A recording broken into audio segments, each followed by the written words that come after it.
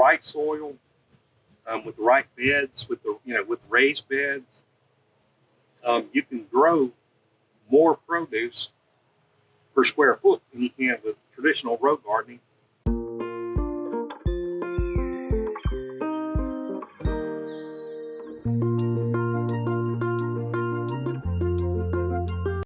I showed you a couple weeks ago on the episode, I showed you guys just kind of a tour of my fall garden.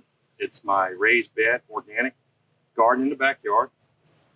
What I want to do is talk a bit about raised beds. I know there's a lot of theories about whether you should do raised bed or traditional row or containers or whatever it may be. But when you're looking at the backyard, in my opinion, the raised beds are the way to go. And I do have some containers, which you've seen in the previous episode, that has kind of bushes or blueberries, blackberries, figs, things of that nature.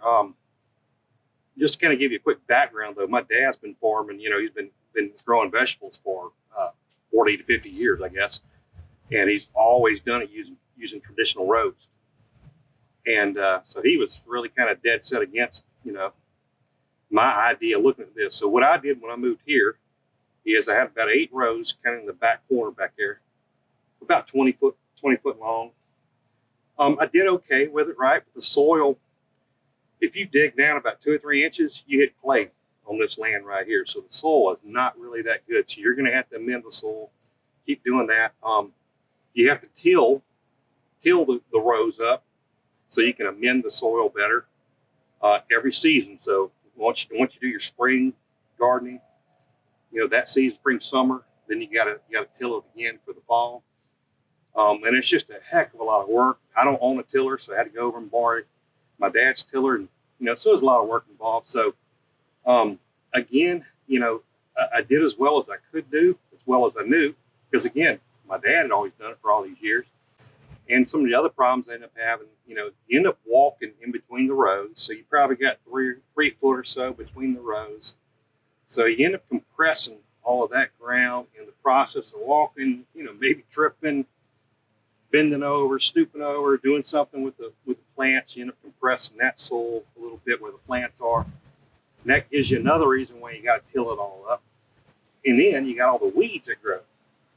I don't know about your traditional row gardens when you had it or now, but man, I had problems with grass growing, weeds growing, all that. So, and it seemed like tilling it up did nothing but wake up all those seeds, grass seeds that were in the soil. So every season it was a constant struggle to pull the weeds, basically. My father-in-law ended up giving us a book. It has a little bitty paperback book. I don't even remember how many pages it is, probably 100 pages. It's not a huge book. It was about square foot gardening. And we actually took that book, and my son and I, he was interested in gardening, I was interested in we started looking at that and kind of come up with an idea. This particular square foot gardening talks about with the right soil, with the right beds, with raised beds, you can grow more produce per square foot than you can with traditional row gardening, and you avoid a lot of those same issues you have with the weeds and things of that nature.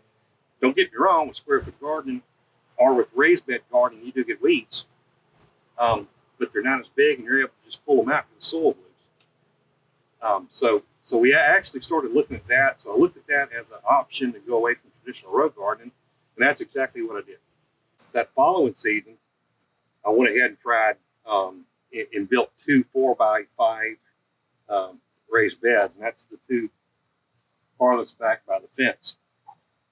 And I had that for a year, and it went so well. I said, you know what, I'm gonna do some more. So I built 2 more 4x5 beds, which are those 2 small ones there.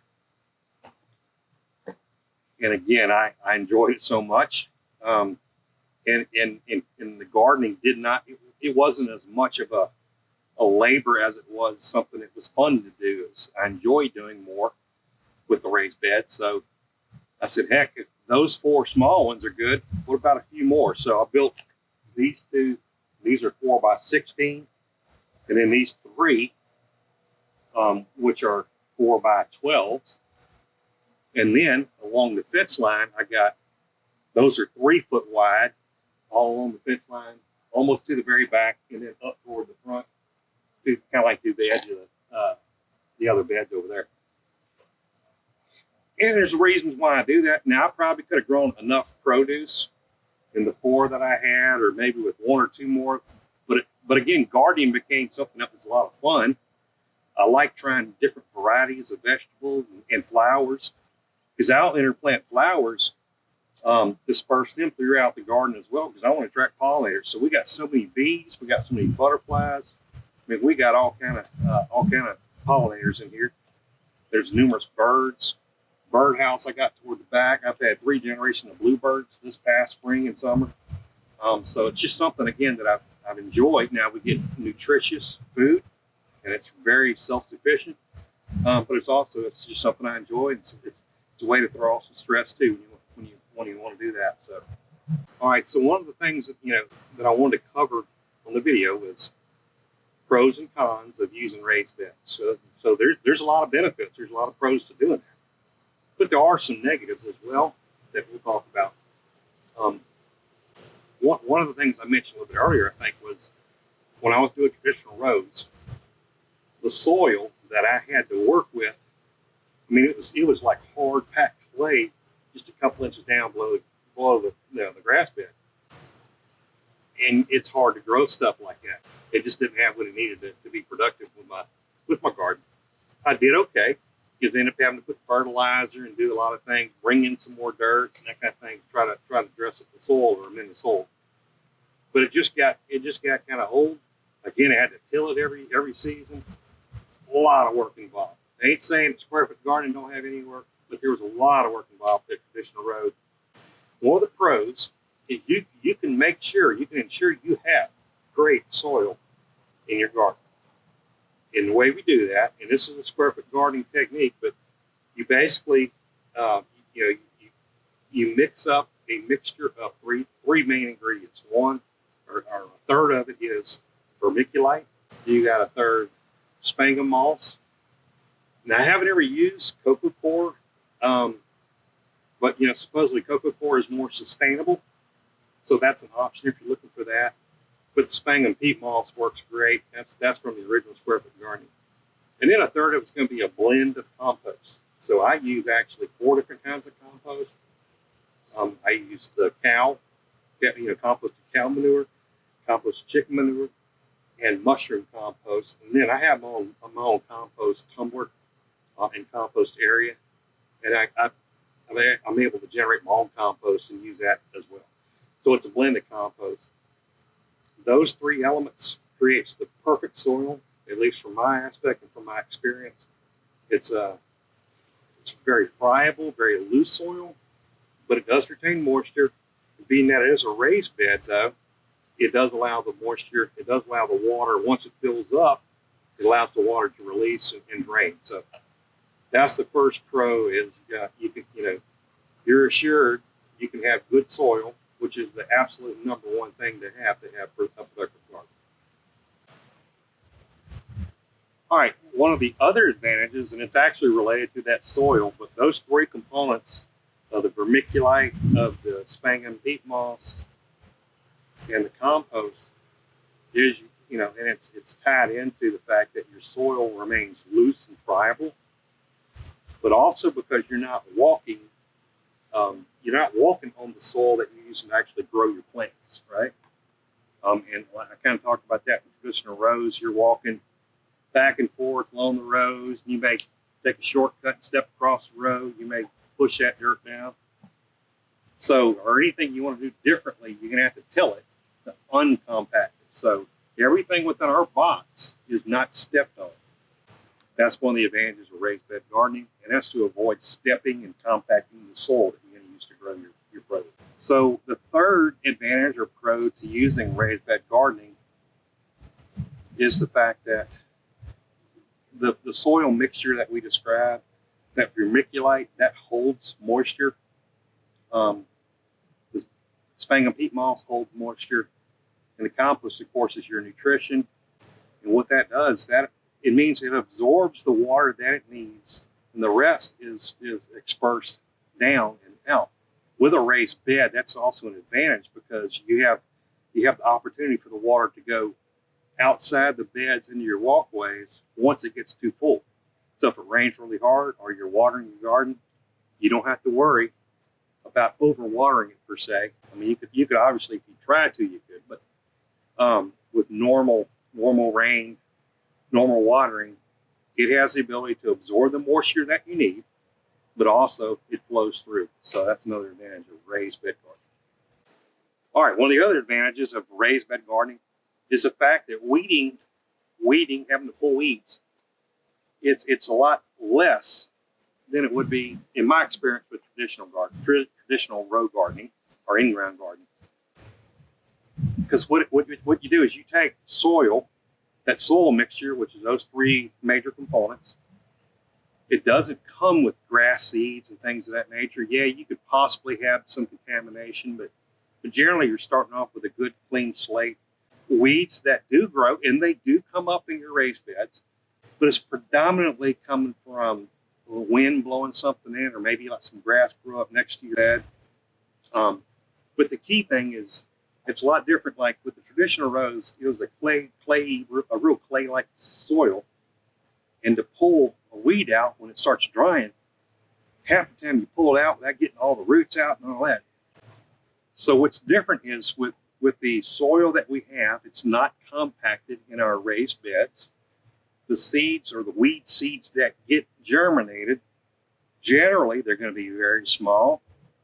And I go out every single day, unless I'm not at home, but I'll go out every single day. You see a little green coming up, you grab it, you pull it, it pulls, there's very little weeds. It's hardly any effort.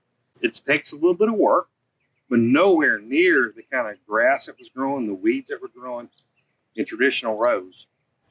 So that's another advantage. All right, so one of the other real advantages, and I think that's one of the key things of raised bed and square foot gardening, is the more efficient use of the soil.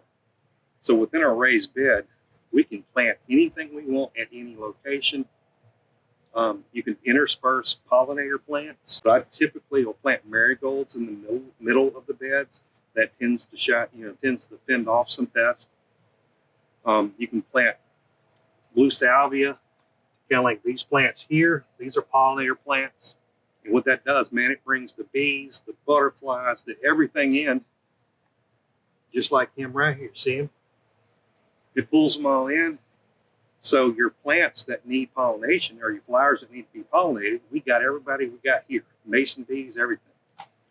So, and it's just more efficient use of the land that you're using to grow your plants. That's why you get more vegetables or produce per square foot than traditional gardening. And, kind of when you're doing traditional rows, you almost say, yeah, I'm gonna plant a row of corn, I'm gonna plant a row of peppers, and you don't have to think in that concept. You can plant whatever you want anywhere. And in fact, what we like to do is kind of intersperse different plants throughout the beds, assuming you got more than a couple beds. And it actually can kind of confuse the pests, and they don't all go and locate in that one area that you have a particular type of plant and attack it. They have to find them in different areas, the ones that they like. So it helps out a little bit.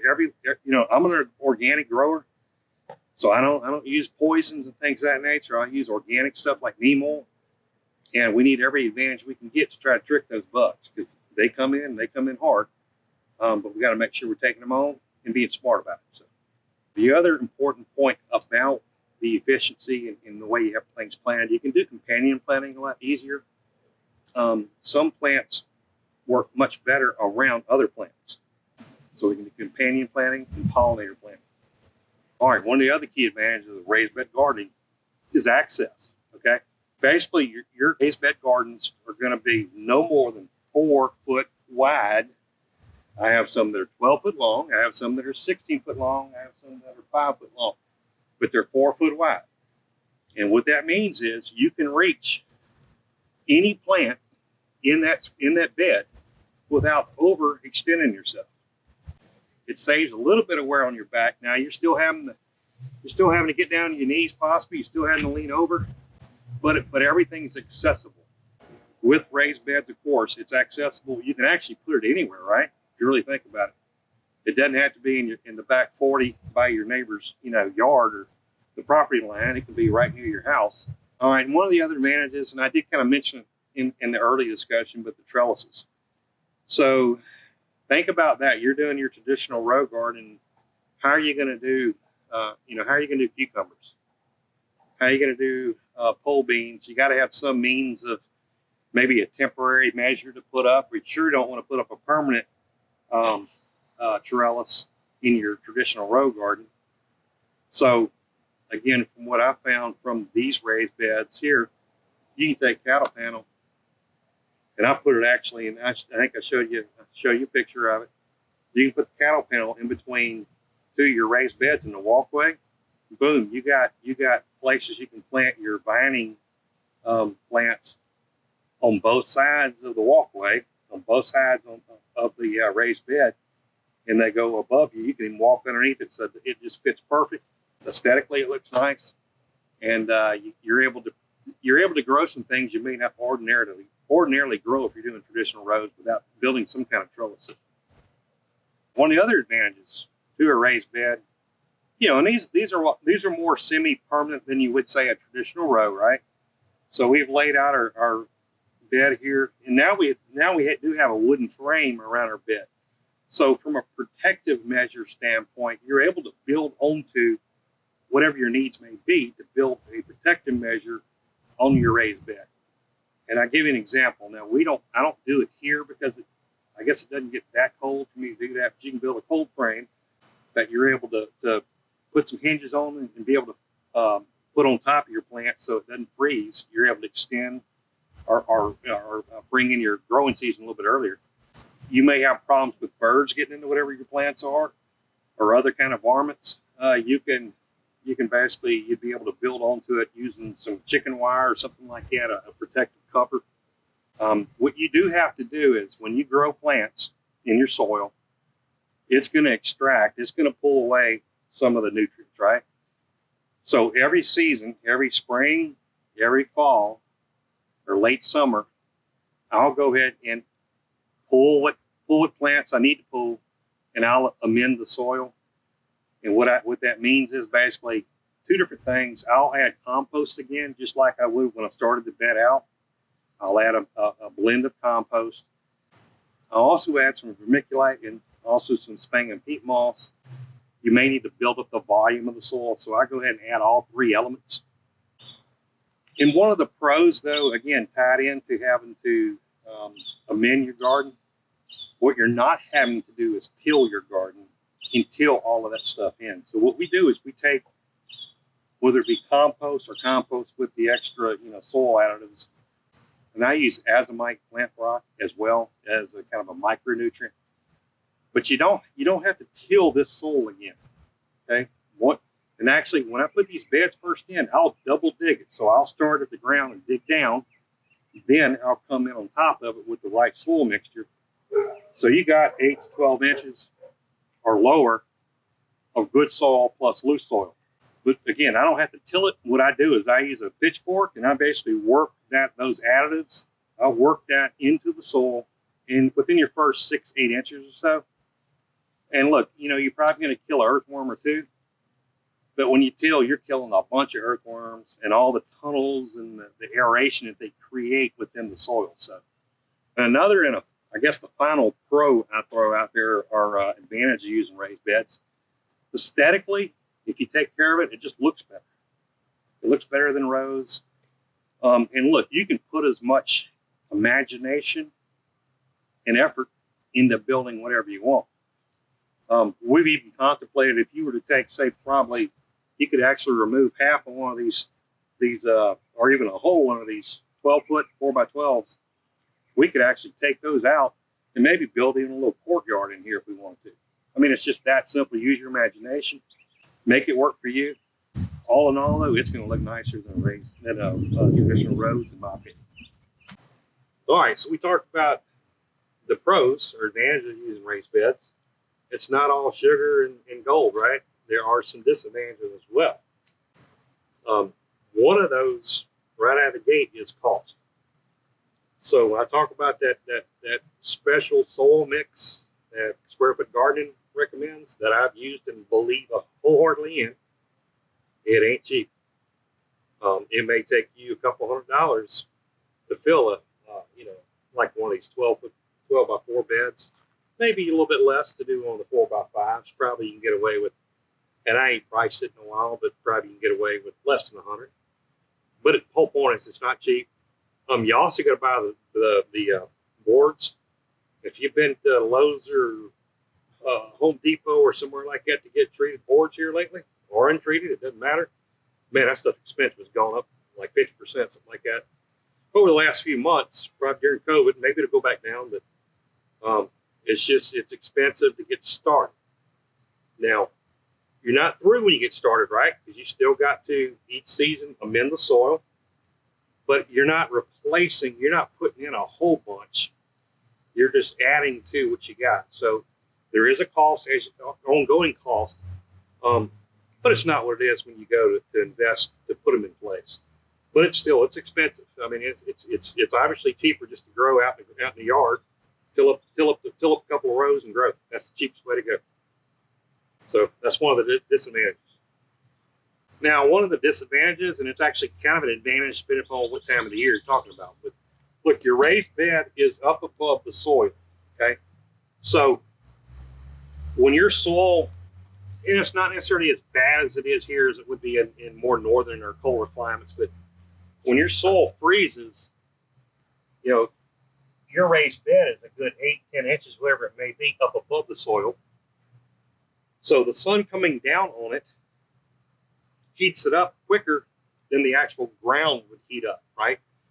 So you can kind of get out of your cold side of it. You could actually warm that soil up a little bit quicker because you're in a raised bed.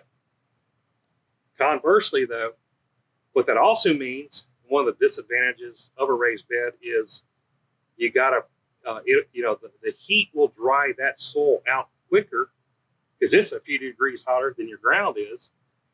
It's gonna dry that out a little bit quicker. So you got to be a little more careful watering, making sure you're watering your garden, especially seeds and seedlings. If they dry out, and they will dry out quick if you're not careful. You got to make sure you're watching your raised beds and keeping them watered adequately. Yeah, and if you're in zone 9A, you know how the temperatures can be and the humidity can be. During the sun up in the middle of the summer, it may be 95 degrees with a heat factor of 103 or 105, and I'm sure it's worse in some areas. So you got to make sure you're watering your plants adequately. You don't want to forget for a day when it's those kind of temperatures. That's why I depend upon the automated watering system. Then I always check it if I'm home. But that's the key thing. If I have to be out of town for work or whatever the case, I know it's at least getting watering on a daily basis. One of the other disadvantages or cons of raised bed gardening is certain kind of plants, the sprawling, I call them sprawling plants. They don't really work too well in a raised bed garden. What I'm talking about is a watermelon. Now, I grew a couple of watermelons, different plants in the back corner back here. And I just pulled them out today because this hurricane coming through. I ended up having, because you can probably see, but I ended up having, the fence back there, tore the fence down, blew the fence down, and walking all back there, I tore up the watermelon plants, trying to get back there to work, and went ahead and pulled them. But the problem with like a watermelon, it sprawls, man. It just runs along the ground. I had the whole back corner, along with the back 4x5 bed. I mean, that was all just covered up, and it's coming all the way out this way. It just don't work real good in a 4x5 bed, even if I had just the watermelon plant in that bed. Just one of the disadvantages of sprawling types of plants. All right, again, I kind of mentioned just a few minutes ago, but one of the disadvantages is your watering or irrigation method. You need to really think hard about if you got a lot of walkways, right? And I'll pull this thing back up, but the soaker hose, what you don't want to have, and I basically ran some lines, water lines that came underneath the ground and pops up different places at each one of the raised beds.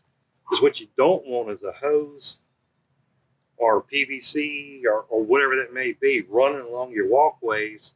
That's going to that'll be a tripping hazard. But it is kind of a disadvantage to having these these raised beds in different places with all these walkways. And the final item I'll talk about on the pros and cons, and it could be a pro and a con, right? But it does take just a little bit of handyman kind of work. Nothing that difficult to do, but you got to be willing to risk a little bit. If you haven't ever put some of these, if you haven't ever screwed a bunch of boards together and created a bed, you haven't ever hooked together some water lines. So you got to have a little craftsmanship or a little bit of handyman kind of skills, or more importantly, not be afraid to try it. And that's what this is all about. As far as I'm going, I'd never put a water line in the way I did here before. And I ended up having to come about 30, 40 foot from the water source. Man, I didn't know how in the world I was going to do that. I researched it, figured out what I had to do, and did it. I just took the risk and did it. And look at what we're getting from taking that risk. So again, it's a pro and a con. It's a con in that you got to have some skill, a little skill, or know how to do this. But really be willing to research, and being able to do some things you maybe haven't ever done before. That's the pro. You're going to do some things you're going to be really proud of. Your family will be proud of. You're growing some vegetables. They're organic. You know where they came from. And that's important to us, at least, Louisiana Simple Living. And look, in closing, I talked about what I started with here, gardening. And I looked at what my dad had done for 40 plus years. He'd always done traditional rows. So I started rows in the back. Tried that out. Came across a new technique that supposedly was better. Tried it out. That's raised beds and some of the square foot gardening philosophy and techniques. And I'm sold on it. It may, traditional row garden may work for you, and that's great. I have no doubt about that. It works fine. But for a backyard garden, to me, there's nothing better than doing a square foot gardening and using raised beds. Hey, look, you don't have to have as many beds as I got, okay? You could have one or even two at the most, 4x5 raised beds with the right soil, a little bit of maintenance, a little bit of attention. You can grow as much produce pretty much as you want to. One of the things, again, that I have so many beds is I just like variety. I like growing all kind of stuff I've never grown before. I like giving away my produce to friends and people I work with, things of that nature. I like to can it, preserve it. That's a cool way to do that because you're not going to always have it fresh throughout the year. But we can make it, we can can it, preserve it, and give those out as gifts, Christmas gifts, those kind of things. People love that. And it's a nice way to be in organic, knowing where food comes from and those things. Again, I'm 100% sold on raised bed gardening. Square foot garden was the thing that I don't necessarily follow 100%, but I believe in most of the philosophies or techniques that they have in place. And I'll tell you, I mentioned earlier my dad, he's been doing this for 40 plus years, using traditional rows. His neighbor is 92. He has been using rows for many more years than my dad, so he's probably around 60 years, right? And he said, I talk with him a lot. He's always had a garden. Still has a garden today at 92, okay? Doing pretty well. Over the last 2 or 3 years, my dad, from watching what we do, what our family does here with our garden, he has switched from his rows after 40-something years to raised beds. And his neighbor, who is 92, been doing it for 60 years, plus years, has switched to raised beds himself. It can work well for you. If you want to keep using traditional rows, man, that's fantastic. You may have already gotten your soil where it needs to be and you amend it, and that's great. But in the situation that we have here in South Louisiana, especially in backyards, the soil is just not very good. This is a way to be very, very productive and grow absolutely a ton of produce and vegetables that you can be proud of, that you know where your food came from, that is as healthy as it absolutely gets, and it tastes incredible. Heirloom vegetables taste incredible. We can preserve it to last throughout the year. Hey, and look at this. I talked about there was a little paperback book. This is it. It's got a little, I don't know if it was from Dollar General or something. It's got a little $5 sticker on here. This little book was something that changed from what I was doing from a traditional row gardening, in-ground gardening, into what we're doing here. Check it out. And I'm sure I think there's I looked on Amazon, there's probably a third or fourth generation of this book itself. And I'll put a link to it down below down below in the comments. But check it out. This is another way of doing things, one that I'm a firm believer in. Something that may be advantageous for you. Hey guys, thanks for coming today to Louisiana Simple Living. Appreciate you spending your time here with us out here in the garden. I hope you found it somewhat informative on raised bed gardening. I'm a passionate believer in raised bed gardening and square foot gardening as kind of a general philosophy. The proof's in the pudding. I'm very happy with everything that we produce. It's a way to get fresh, organic vegetables and fruit that you know. Look, I'm not an environmental, overboardist, but I like to know where my food came from. I like to know if they have what kind of pesticides it may have on it or not. I like to know it's organic, and that's important for us as a family. Hey, and as I always say, don't forget to make memories now more than ever during this COVID deal and all the strife in the world. Make memories. You can do it safely with COVID, but make memories with your family and friends. And look, if you can dream it, if you think you can do this raised bed gardening, if you want to put a little garden in, I was scared when I did it my first time, but look how well it's turned out. You got to take a little risk sometimes, but if you think you can do it, if you dream you can do it, you absolutely can do it. We're here to help you. If you got any questions. So hey, if you haven't subscribed yet, please subscribe. Hit the like button, ring the notification bell. If you got any questions or want to add anything to our discussion, put it in the comments down below. Check us out. Subscribe again to the site. We will continue to